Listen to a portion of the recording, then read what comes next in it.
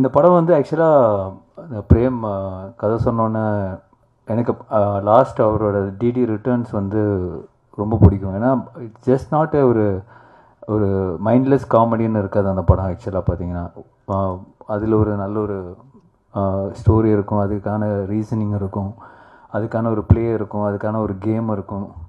So அது வந்து ரொம்ப இன்ட்ரெஸ்டிங்காக இருந்தது. அது அந்த அந்த ஸ்பேஸில் வந்து அந்த காமெடி வந்து ரொம்ப பியூட்டிஃபுல்லாக எக்ஸிக்யூட் பண்ணியிருப்பார்.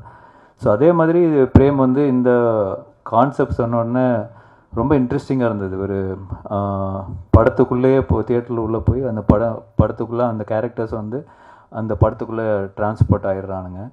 ஸோ அது வந்து ரொம்ப ஒரு நாவல் ஐடியா, ஒரு இன்ட்ரெஸ்டிங்கான ஐடியா. இதில் எப்படி ஒரு காமெடியும் சரி, அதில் ஹாரர் எலிமெண்ட் எப்படி கொண்டு வர போகிறாருன்னு ரொம்ப ஆர்வமாக இருந்தேன். பட் அந்த லைன் ஐடியா சொன்னதுக்கப்புறம் நான் அவர்கிட்ட சொன்னது, நீ கரெக்டாக பண்ணிட்டேன்னா இது சூப்பராக இருக்கும் ஆஸ் எ ஃபில்ம் அப்படின்னு. ஸோ கம்ப்ளீட்டாக பண்ணி முடித்த உடனே ரியலி லைக் இட். சந்தானம் சாரும் கேட்ட உடனே அவருக்கும் ரொம்ப பிடிச்சிருந்தது.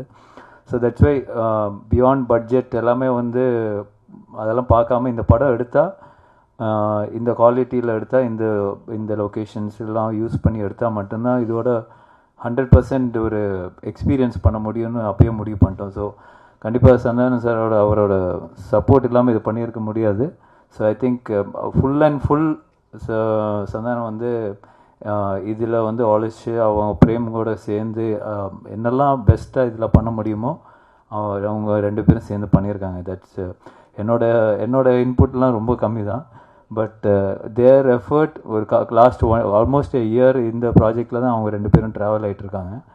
ஸோ கண்டிப்பாக இந்த படம் நல்லா வந்து இருக்குன்னு எல்லோரும் நம்புகிறோம்.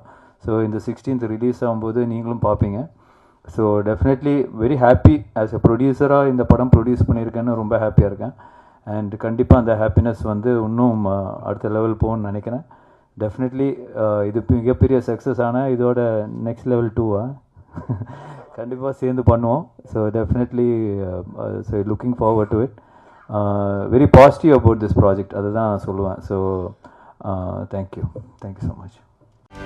செய்திகளை உடனுக்குடனும் துல்லியமாகவும் தெரிந்து கொள்ள சப்ஸ்கிரைப் பண்ணுங்க.